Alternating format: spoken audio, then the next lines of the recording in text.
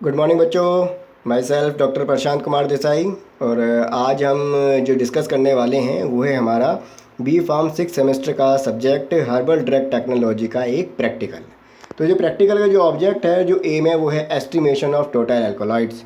तो ऐसे ऑब्जेक्ट ये अपने आप इंडिकेट कर रहा है कि यहाँ पे हमें एल्कोलॉइडल ड्रग के अंदर जो टोटल एल्कोलॉइड कंटेंट है उसका डिटर्मिनेशन करना है। डिफरेंट जो अल्कोलॉइडल ड्रग है, बहुत सारे एग्जांपल हमारे पास अल्कोलॉइडल ड्रग के आते हैं, जैसे दतूरा हो गया, विनका हो गया, राउल्फिया हो गया, सिंकोना ड्रग हो गई, ओपियम हो गया। They are the huge number of the drug which comes under the alkaloidal category. तो उसके अंतर्गत ही जब हम एक ड्रग को सेलेक्ट करते हैं और उसके अंदर हम टोटल अल्कोलॉइडल कंटेंट को डिटरमाइन करते हैं। ऐसा नहीं हो सकता कि सभी अल्कोलॉइडल ड्रग के अंदर एक समान ही टोटल अल्कोलॉइड का कंसंट्रेशन पाया जाए। तो ये एक प्रकार का आइडेंटिफिकेशन हो गया। डिफरेंट अल्कोलॉइडल ड्रग के अंदर डिफरेंट टाइप के जो अल्कोलॉइड प्रेजेंट रहते हैं उनका एस्टिमेशन करना ज़रूरी हो जाता है। ये कई मेथड्स के द्वारा किया जाता है और सबसे बड़ा जो इम्पोर्टेंट जो इनिशियल मेथड है जो हर बार यूज़ किया जाएगा वो होता है एक्सट्रैक्शन ऑफ द अल्कोलॉइड। ये आइडेंटिफिकेशन के अंदर भी आएगा। कारण क्या है? कारण मैंने आपको पहले वैसे बता भी दिया है। कारण इसका ये है कि डिफरेंट जो अल्कोलॉइडल ड्रग होती है उनके अंदर जो परसेंटेज और जो कंटेंट जो होता है अल्कोलॉइड का वो डिफरेंट पाया जाता है।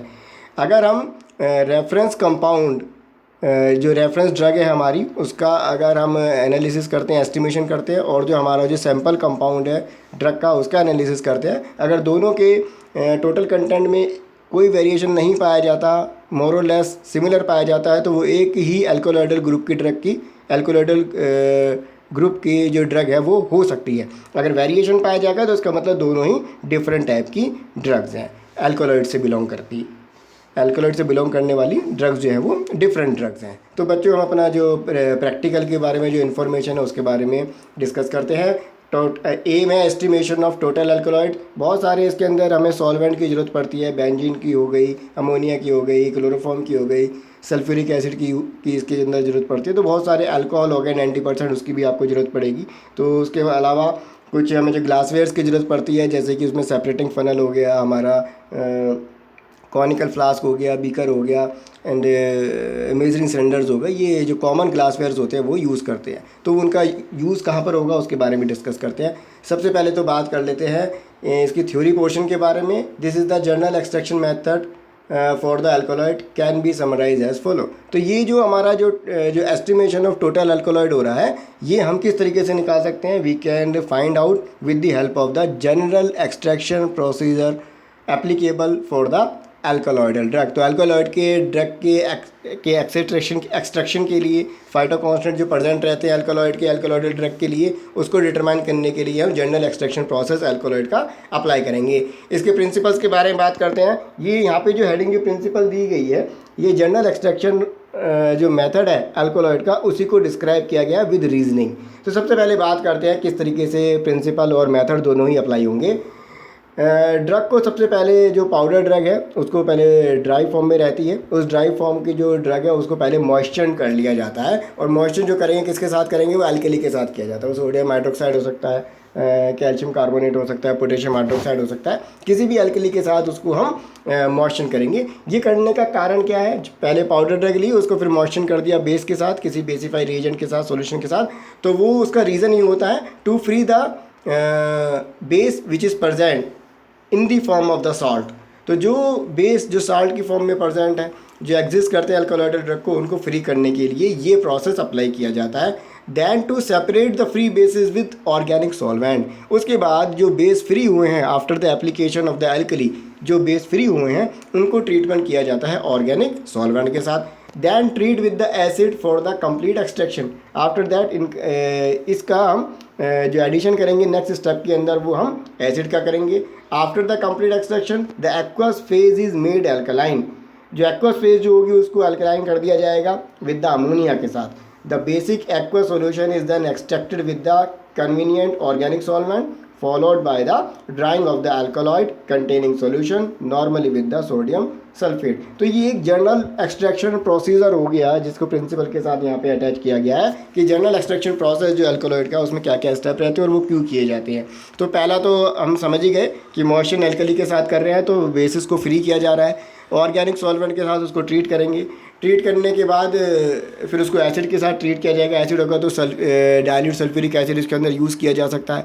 तो डाइल्यूट सल्फ्यूरिक एसिड अगर यूज़ करेंगे तो इसका रीज़न क्या रहेगा, जो हमारे जो फ्री बेसिस हैं वो हमारे एसिड के साथ मिलकर सॉल्ट बनाएंगे, और सॉल्ट जो होता है किसमें सॉल्युबल होता है, it is soluble into the aqueous phase. फिर एक्वस फेज को अल्कली किया जाएगा with the help of the ammonia. और ये जो बेसिक एक्वा सॉल्यूशन जो होगा, एक्वा सॉल्यूशन क्यों लिया है, क्योंकि इसके अंदर ही हमारे अल्कोलॉइड जो है वो अवेलेबल हैं। तो ये बेसिस एक्वा सॉल्यूशन जो होता है इसको फिर एक्सट्रैक्ट करते हैं किसी भी कन्वीनियंट ऑर्गेनिक सॉल्वेंट के साथ। फिर ड्राइंग प्रोसेस होगा। ड्राइंग प्रोसेस जो किया जाता है with the help of the sodium sulphate के साथ किया जाता है। इसको हम एड्सॉर्बेंट की फॉर्म में भी कह सकते हैं, डेसिकेटर के अंदर इसको रखा जा सकता है। इसमें वैक्यूम ड्रायर का भी हम उपयोग किया जा सकता है। अब बात करते हैं प्रोसीजर के बारे में। प्रोसीजर वही है जो हम रिपीट करेंगे, जो हम पहले प्रिंसिपल में पढ़ चुके हैं, मगर इसमें थोड़ा क्वांटिटी के हिसाब से इसको डिस्कस किया जाएगा। सबसे पहले तो accurately wait quantity 10 gram of drug के लेंगे। आप कोई भी ड्रग इसके अंदर ले सकते हैं, धतूरा पाउडर ले सकते हैं, सिंकोना पाउडर ले सकते हैं, रॉल्फिया पाउडर ले सकते हैं, कोई भी जो भी ड्रग अवेलेबल हो उसको पाउडर को लिया जा सकता है। उसको फिर मॉइस्चर किया जाएगा 10% अल्कोहलिक पोटेशियम हाइड्रोक्साइड के साथ। इसको मॉइस्चर क्यों कर रहे हैं, इसका रीज़न आपको बता दिया था। बेस जो है उनको फ्री फॉर्म में लाना है, to free the basis which are available. And then उसको फिर एक्सट्रैक्ट करेंगे 3 times with 50 ml, 30 ml and 20 ml of benzene. यहाँ पे हमें 3 बार उसको एक्सट्रैक्ट आउट करना है। किसके साथ, बेंजीन के साथ। यहाँ पे आप कंफ्यूज मत हो जाना, 3 क्वांटिटी दी हुई है, 50 ml दिया हुआ है, 30 ml दिया और 20 ml। सबसे पहले हम जो एक्सट्रैक्शन कर रहे हैं बेंजीन का 50 ml के साथ करेंगे। उसके बाद जब कंप्लीट एक्सट्रैक्शन हो जाएगा, बेंजीन लेयर को सेपरेट कर लिया जाएगा। फिर उसी जो रेसिड्यू जो बचा हुआ है उसको फिर से फ्रेश बेंजीन के साथ किया जाएगा। बेंजीन लेयर जब सैचुरेट हो जाएगी उसको रिमूव किया जाएगा, और आफ्टर दैट लास्ट में 20 ml फ्रेश बेंजीन के साथ किया जाएगा। मतलब कि जो हमारा जो मॉइस्चर ड्रग है उसमें हम बेंजीन जो सॉल्वेंट यूज़ कर रहे हैं उसका जो ml है वो चेंज करते रहेंगे। सबसे पहले 50 ml लेंगे, उसके बाद बेंजीन जो 50 ml है उसको सेपरेटिंग फनल से रिमूव कर लिया जाएगा। आफ्टर दैट 30 ml जो फ्रेश बेंजीन लिया जाएगा, और उसके बाद फिर 20 ml फ्रेश बेंजीन लिया जाएगा। इसे करने का कारण क्या है, इसके पीछे रीज़न है। जैसे कि हमने 50 ml जो बेंजीन को लिया, उसके साथ हमने अपने जो मॉइस्चर ड्रग थी अल्कली के साथ, उसको एक्सट्रैक्ट आउट किया। तो होगा क्या, यहाँ पर सपोज़ कीजिए 50 ml पूरी तरह से सैचुरेट हो चुका है। उसने जितने फ्री बेसिस अवेलेबल थे वो उसकी अपनी कैपेसिटी के हिसाब से उसको सोल्यूबलाइज कर लिया गया। अब वो सैचुरेट हो चुका है, इसका मतलब अब उसमें और सोल्यूबलाइजेशन करने की पावर नहीं है, तो उसको रिमूव करेंगे और उसके स्थान पे क्या लिया जाएगा, फ्रेश 30 ml जो है हम बेंजीन यूज़ कर सकते हैं। फिर उसको किया जाएगा, एक्सट्रैक्शन कंप्लीट होगा, एक्सट्रैक्शन कंप्लीट हो जाएगा, वो भी सैचुरेशन फॉर्म में जा सकता है। उसके बाद उसको फिर से निकाला जाएगा और फ्रेश 20 ml बेंजीन फिर से उसके अंदर ऐड किया जाएगा। तो ये करने का रीज़न ये है कि complete extraction of free basis with the benzene possible हो पाए। तो यहाँ पे डिफरेंट रेशो जो है, डिफरेंट रेशो तो नहीं, डिफरेंट जो ml है बेंजीन सॉल्वेंट का उसको यूज़ किया जाता है for the complete extraction of the free basis. Next step जो आएगा,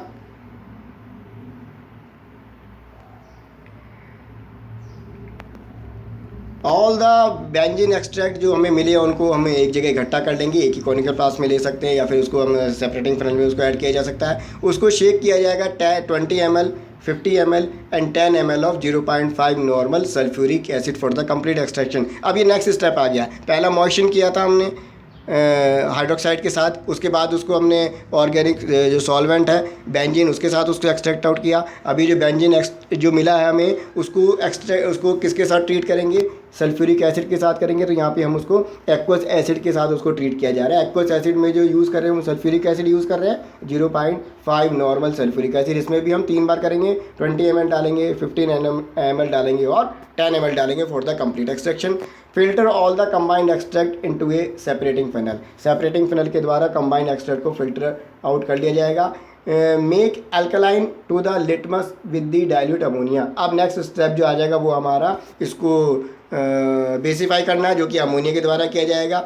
extract the liberated alkaloid with successive portion of 20, 50, 10 ml of the chloroform to bring complete extraction. अब नेक्स्ट स्टेप में जो हमारा जो ऑर्गेनिक सॉल्वेंट है जो कि क्लोरोफॉर्म, और क्लोरोफॉर्म के अंदर जो है सॉल्युबिलिटी हमारी अल्कोलॉइड की पाई जाती है।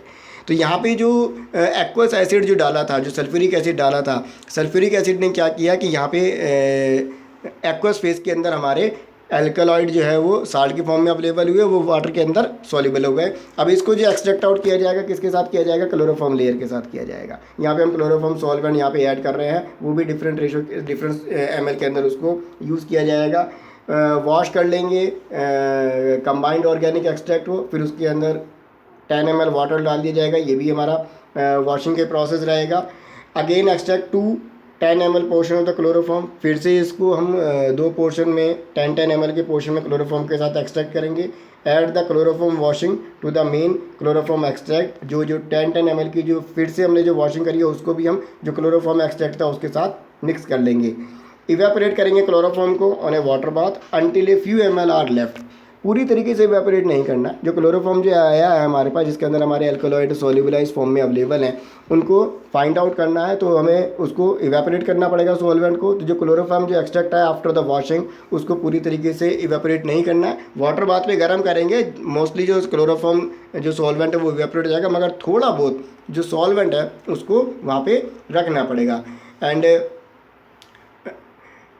जो रिमेनिंग जो पोर्शन जो क्लोरोफॉर्म का बचा हुआ था उसको पूरी तरीके से जो रिमूव किया जाएगा with the help of the vacuum desiccator के द्वारा। तो ये करने का कारण क्या है, ये करने का कारण ये है कि सपोज़ कीजिए कई बार अगर बहुत ज़्यादा देर तक गर्म किया जाता है तो क्लोरोफॉर्म तो इवेपोरेट हो जाता है, उस पर थोड़ा उसकी मैनुअल ऑब्जर्वेशन करना ज़रूरी होती है। अगर सपोज़ कीजिए डायरेक्ट हीट पे अगर रखा गया है तो अगर क्लोरोफॉर्म पूरी तरीके से इवेपोरेट हो गया, बाकी जो केवल बचा है वो क्लोरोफॉर्म एक्सट्रैक्ट बचा है। अब एक्सट्रैक्ट जो है वो डायरेक्ट हीट के कॉन्टैक्ट में आ गया है, तो जैसे ही एक्सट्रैक्ट डायरेक्ट हीट के कॉन्टैक्ट में आता है तो वो उसके जलने के कारण चांसेस ज़्यादा होते हैं, उसमें चैरिंग होने के चांसेस ज़्यादा हो जाते हैं। तो इसको प्रिवेंट करने के लिए बेटर ऑप्शन है कि पूरी तरीके से सॉल्वेंट जो है क्लोरोफॉर्म उसको इवेपोरेट नहीं करना है। थोड़ा सा पोर्शन अगर रह जाएगा तो हम उसको फिर वैक्यूम डेसिकेटर के द्वारा पूरी तरीके से उसको ड्राई किया जा सकता है, जिससे कि हमारा जो क्लोरोफॉर्म एक्सट्रैक्ट है जिसके अंदर अल्कोलॉइड सोल्युबलाइज फॉर्म में अवेलेबल है वो किसी तरीके से डिस्टर्ब या फिर उनमें डिग्रेडेशन की प्रोसेस या फिर डिटेरियोरेशन उनके अंदर ना पाया जाए। अब ये जो एक्सट्रैक्ट आया है इसके अंदर हम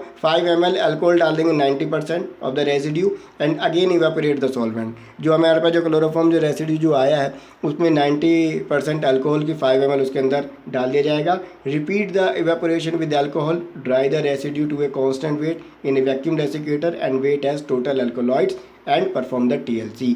तो बच्चों ये जो प्रोसेस है ये प्रोसेस हमारा टोटल अल्कलॉइड को एस्टिमेट करने के लिए होता है। तो ये पता कैसे लगेगा कि इसके अंदर जो अल्कलॉइड ही सेपरेट हुए हैं और अदर कैटेगरीज भी इसके अंदर प्रेजेंट हो सकती है। तो उसका एक सीधा सा तरीका है कि आइडेंटिफिकेशन, केमिकल टेस्ट के द्वारा भी उसको आइडेंटिफाई किया जा सकता है या फिर उसको हम TLC के द्वारा ही पता लगाया जा सकता है। जो सॉल्वेंट सिस्टम जो यूज़ करेंगे वो इथाइल एसीटेट, मिथेनॉल और वाटर होगा, और जो स्प्रेइंग रिएजेंट जो यूज़ किया जाएगा वो होगा हमारा ड्रैजन-डॉर्फ रिएजेंट, उसके द्वारा यूज़ किया जा सकता है। अब ये जो टोटल अल्कोलॉइड जो आया है बच्चों, इसकी परसेंटेज यील्ड निकाली जा सकती है। तो परसेंटेज यील्ड जो होगी वो हमारे हम जानते हैं किस तरीके से निकाली जाती है। तो परसेंटेज यील्ड निकालेंगे और उसको कंपेयर करेंगे रेफरेंस बुक के अंदर, जिसके अंदर जो स्टैंडर्ड वैल्यू जो ड्रग हमने दी है उसकी टोटल अल्कोलॉइड कंटेंट उसके अंदर दिया गया है। अगर वो स्टैंडर्ड ड्रग के टोटल अल्कोलॉइड कंटेंट के साथ मैच कर रहा है तो इसका मतलब हमारा जो प्रोसीजर पार्ट था उसमें किसी प्रकार की मिस्टेक नहीं पाई जा रही है और वो किसी प्रकार का मैनुअल एरर उसके अंदर नहीं पाया जा रहा है। तो ये जो हमारा जो कंपैरिजन होगा हमेशा और हमेशा स्टैंडर्ड ड्रग के साथ ही किया जाएगा। तो जो total alkaloid of standard drug should match with the total alkaloid of the sample drug. तो जो हमने जो ड्रग ली है उसके साथ उसको मैच होना चाहिए। अगर मैच नहीं होता है तो व्हाट इट इंडिकेट, ये इंडिकेट करेगा कि हमारे एक्सट्रैक्शन प्रोसेस में कोई कमी पाई जा सकती है, या फिर इसके अंदर अगर बात करते हैं जो ड्रग है उसके अंदर इम्प्योरिटी पाई जा सकती है। जो ड्रग पाउडर हमने लिया है, जो ड्रग पाउडर जो लिया है वो बहुत पुराना हो सकता है, उसकी स्टोरेज कंडीशन सही नहीं हो सकती, उसे सही से नहीं रखा गया, जिसकी वजह से फाइटोकेमिकल कंसनट्रेशन में कमी पाई जा सकती है। तो बच्चों ये जो हमारा जो आज का जो प्रैक्टिकल है that is the total estimation of the alkaloid of the any alkaloidal containing drug, ये यहाँ पे कंप्लीट होता है। यहाँ पे बच्चों जो आप जो ड्रग यूज़ कर रहे हैं, ड्रग का मैं आपको नाम बता देता हूँ। ड्रग जो आप यूज़ करेंगे यहाँ पे आप सिनकोना पाउडर यूज़ करेंगे। मैं फिर से रिपीट कर रहा हूँ, यहाँ पे आपको ऑब्जेक्ट तो आपने लिख ही दिया, ब्रैकेट में आप इसे लिखेंगे सिनकोना पाउडर। तो सिनकोना पाउडर अगर लिख रहे हैं तो सिनकोना का बायोलॉजिकल सोर्स, एक्टिव कांस्टेंट और मेडिसिन यूजेस भी आपको यहाँ पे इंडिकेट करने ज़रूरी हैं। तो ये आज का हमारा प्रैक्टिकल है B.Pharm 6 सेम का। सब्जेक्ट है हमारा हर्बल ड्रग टेक्नोलॉजी। ठीक है बच्चों, I hope you understand the topic regarding the practical. आज के लिए इतने रखते हैं, थैंक यू। कोई भी अगर आपकी क्वेरीज हो तो आप कमेंट सेक्शन में डाल के, ये यूट्यूब पे मैं इसको अपलोड कर दूंगा, आप उसके कमेंट सेक्शन में डाल के कोई भी अगर आपकी क्वेरीज है तो आप मुझसे पूछ सकते हैं। ओके बच्चों, बाय। और इस बुक का जो रेफरेंस है वो भी मैं आपको व्हाट्सएप ग्रुप पे सेंड कर दूंगा, स्टडी मटेरियल भी आपको वहीं से मिल जाएगा। ओके बच्चों, थैंक यू, बाय।